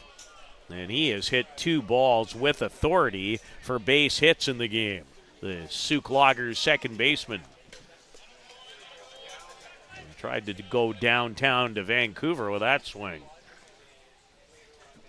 It's the first time ever this tournament has been held in the Metro Vancouver area. Hard to believe with all the good teams that have come out of this area over the years, the Vancouver Magicians, the Grey Sox, who won a championship. There have been many others, and I'm really surprised. Victoria, of course, has hosted a few times, and they had such a rich tradition over there. Starting all the way back with the Victoria Budgets, going back to the 70s. Athletic Park was a beautiful facility for men's fast pitch softball. Mm-hmm. There's a famous picture of the full stands there, that beautiful around the infield seating that they had. And another strikeout for Normand.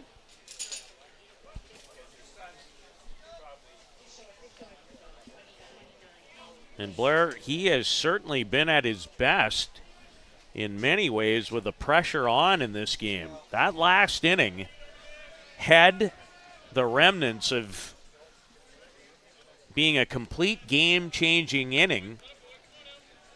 Surrey, or make that Souk scored 1 here in Surrey. But we're in a position that they scored 1 with nobody out. Yeah, that could have been a very big inning, but 2 big strikeouts of Hunter and Abry. Pitched around Mason very effectively, I thought, and then got saved by the defense. Pat Burns doing a great job to run down that big, long fly ball off the bat of Kyle Cowick. Dean Leland, 0 for 2 today with a strikeout.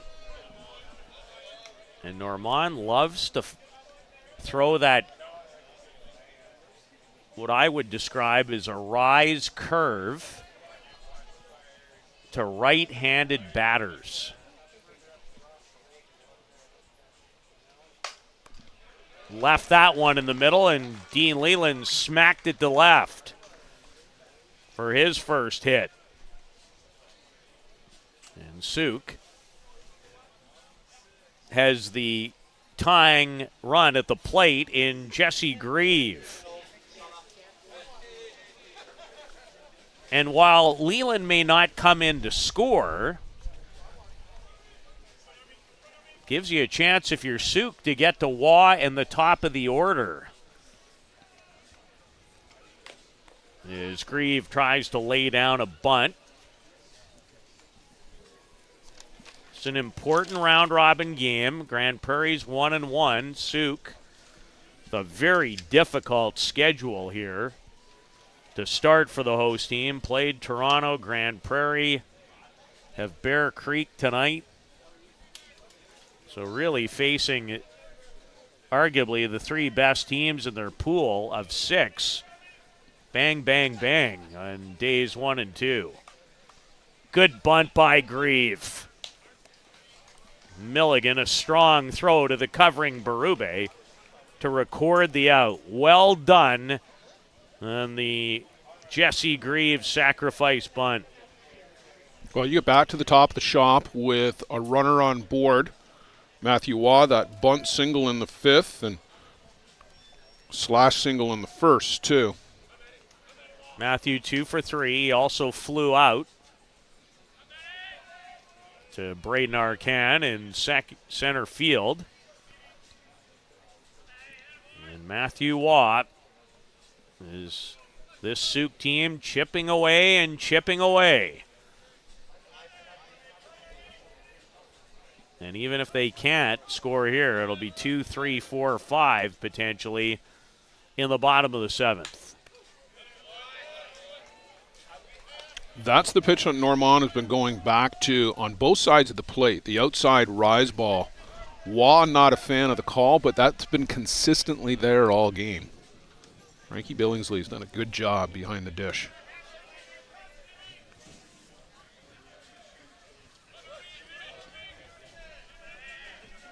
Matthew Waugh is in a big situation he hasn't faced.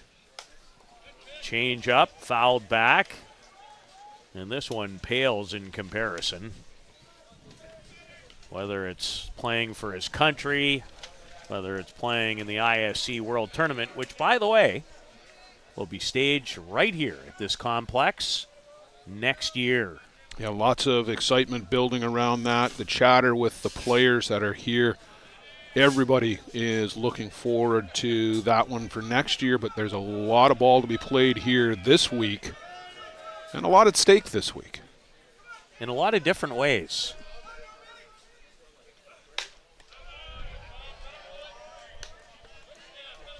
These games being scouted very heavily by the entire Team Canada coaching staff and scouting staff.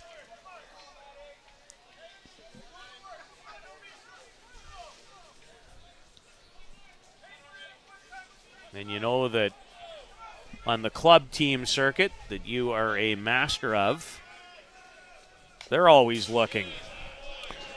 There have been some guys here who have caught my eye. The shortstop who's coming up here for this Rippers team, Eric Gianola, former baseball player. You talked about him last night on the broadcast. There's an interesting player, very solid on the infield. Just one of the guys that I think will be drawing some attention.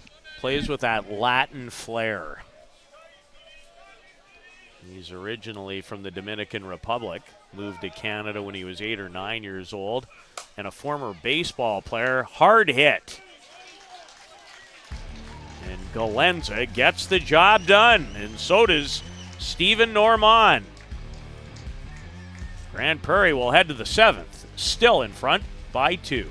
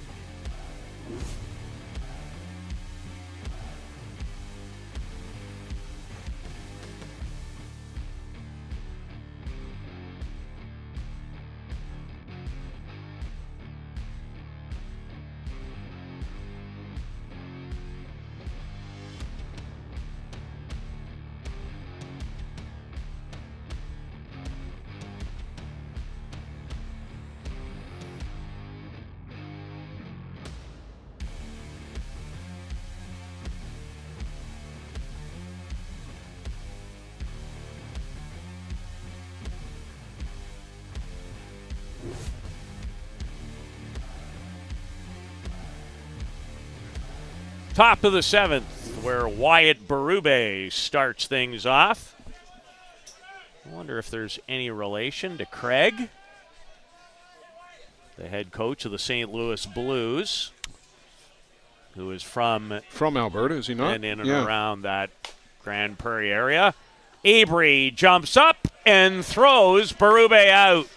Great play there by Brian Avery, who has a bit of an advantage. He's about 6'2", 6'3" to start with, but he went a long way up in the air to get this high hopper. There you see it. And then a real strong throw. Sets the feet properly and guns it over to first.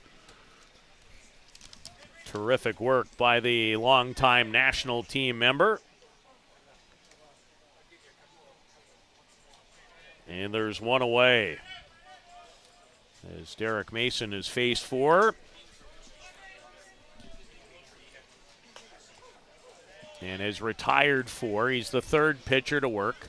Tyson Barkman started, gave up 3, replaced by Brady Woods. And he gave up a couple of long balls. Those have been Brady Woods' blemishes.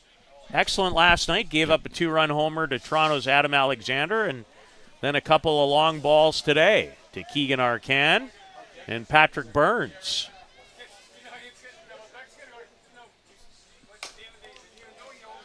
And Braden Arcan, nice play by Taylor to get to it. Yeah, Blake Hunter got caught in between.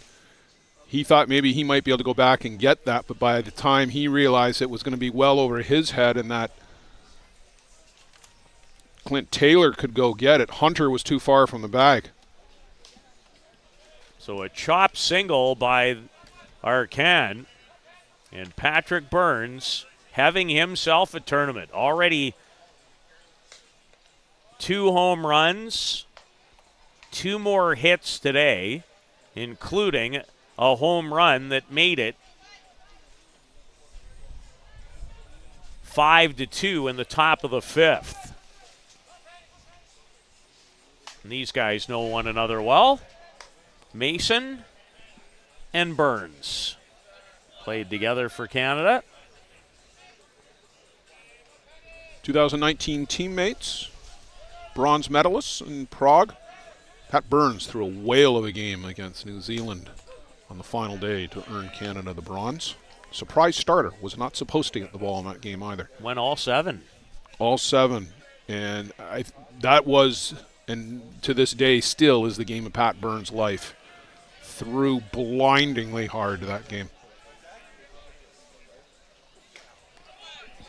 How shocked were you at what happened to the host country at the World Championship? I cannot imagine that went over very well. It did not. Some heads rolled at the conclusion of that tournament, but there were some questions about the Black Sox going into that lineup, the way the team was set up and the way that the lineup was being made with some players who were on the outside looking in and shouldn't have been. And I'll point to Jerome Remeke as the perfect example. This guy is 1 or 2 on the list of the best players in the world, but was not going to be in the starting lineup at third base. Burns high, but well foul.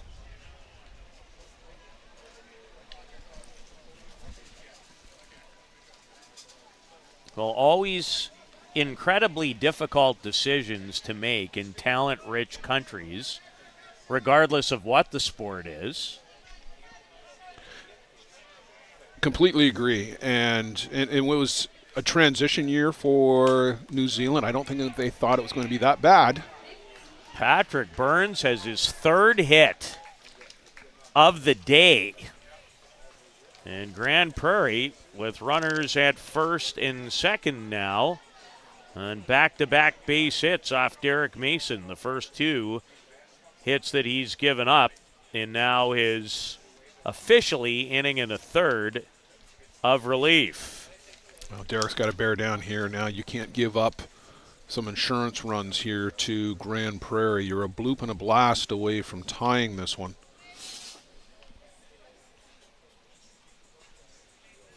Patrick Burns 3 for 4 in this game. with a home run and a run batted in. So in the tournament, Patrick Burns, 8 for 10. He's batting .800 early in the event. Slow pitch numbers.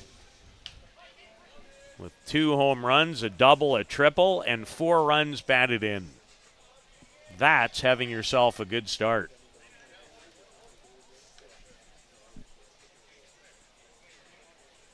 And we've mentioned some upcoming international events.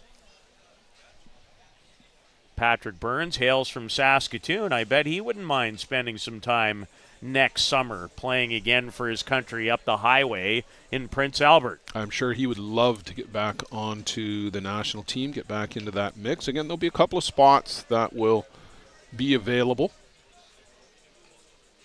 The program is kind of nearing the end of one generation. This is hit well again, but not deep. I thought it was going to carry more when it left the bat. I thought maybe it was more into the gap, but Jesse Grieve closed the ground very quickly. It had the sound off the bat like it was going to be really dangerous. Maybe the wind knocked that down a little bit too. Off the bat of Keegan Arcan, who did go deep earlier in the game. And Scott Knee-High.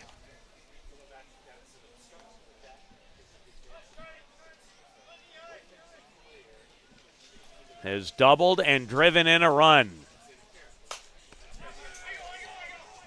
Taylor. Inning over.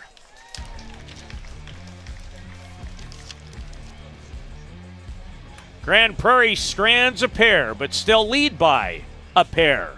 The bottom of the 7th is what you will witness next on Softball Premier TV.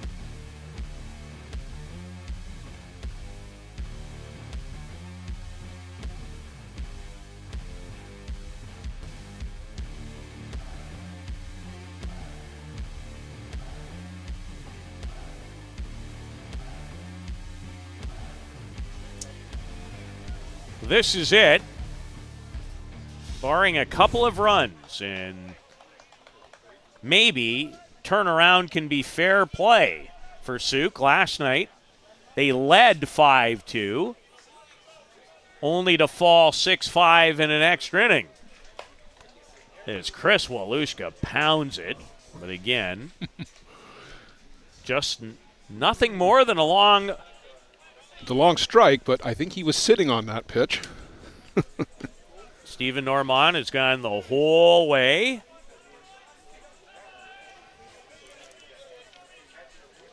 Can Souk do to Grand Prairie what was done to them by Toronto last night?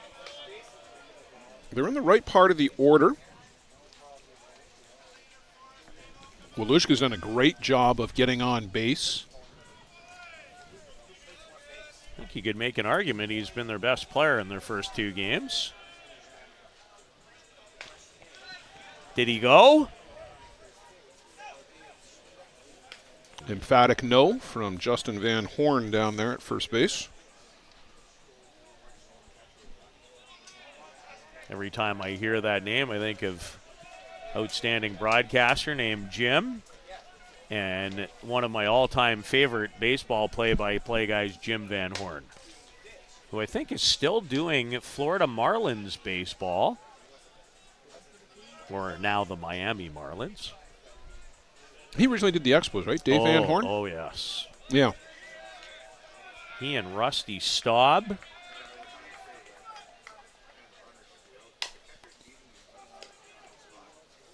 Little juggle. Good job, well done by Mr. Williams. Todd Williams juggled, had a little trouble on the transfer, but still good enough to get Chris Walushka. Blake Hunter. I know the last time he was up, you sensed that maybe it was time. I still have that feeling myself. He's been fouling off pitches, and it's like the timing is just off by a millimeter. So Grand Prairie 2 outs away from a very important round-robin win to move to 2-1. Toronto in the lead in that pool at 2-0. And Normand desperately wanted that rise curve that has found the inside corner on a lot of occasions here this afternoon.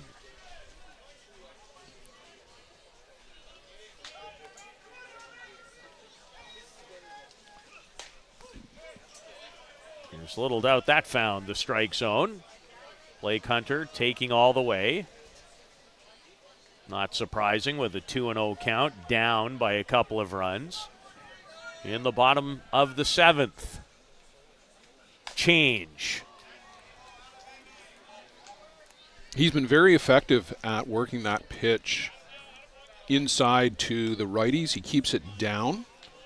Not going to get hurt with that pitch. Didn't have his best outing necessarily.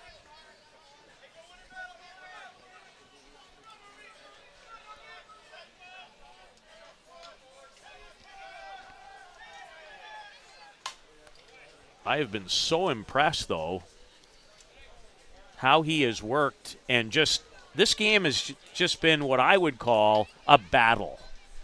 And he has really dug in and won key battles at the right time. Patrick Burns was the pitcher of record in the loss to Toronto. And then this would be the second consecutive start for Steven, who pitched against Physio and company. He's only had one 1-2-3 inning. That was back in the 3rd. Souk's had guys on. The Pirates have been very effective at eliminating the lead runner. Twice Clint Taylor has been aboard, and twice he's been erased at second base. They've played good defense today. I think maybe a bit of generous scoring on the one. I would have given an error. But beyond that, they have been very good with the gloves.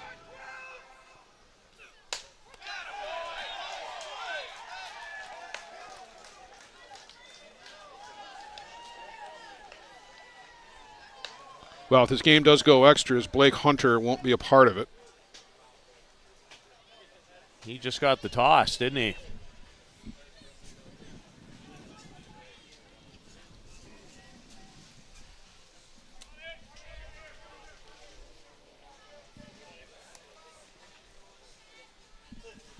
And there are 2 away. Brian Avery has been a tough out, although he did strike out his last at-bat. 2 for 3. And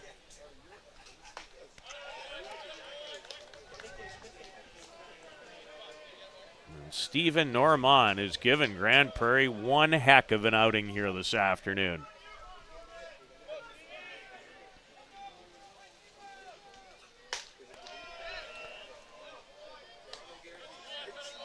Steve's pace has picked up here. He's thrown the last couple of pitches probably harder than he's thrown any pitches throughout the game, but also just his pace and the way he's working. He's right back to the board. There's not a lot of time in between pitches. Good work by Avery to stay off that pitch. Well, as you pointed out earlier, Brian Avery, there's nothing that he hasn't done or seen in the game. The product of Richmond trying to keep the host team alive in this game.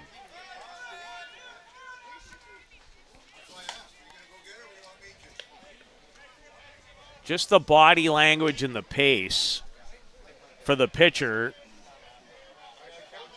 Might want to just, easy for me to say, I'm not in the heat of the battle. Well, Steve Norman is brimming with confidence right now. This is carrying. Does it find its way? It did, into the glove of Braden Arcand, and a big hug for Steven Norman. What an outing. Saved his best for last here in the bottom of the 7th inning. Only the second 1-2-3 inning. He went through the heart of the order to get the last 3 outs. Grand Prairie 2-1. The host Souk Loggers 0-2. As we bid you adieu for now. The Canadian Senior Men's Softball Championship in South Surrey, British Columbia.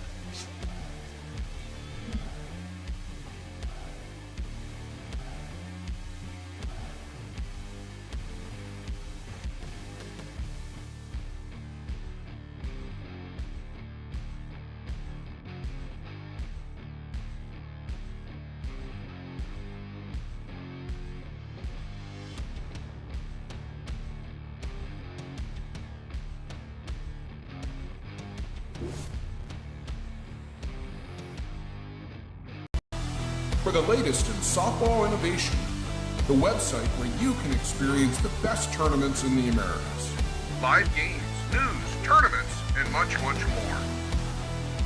The best quality live softball, on demand so you can watch when you want.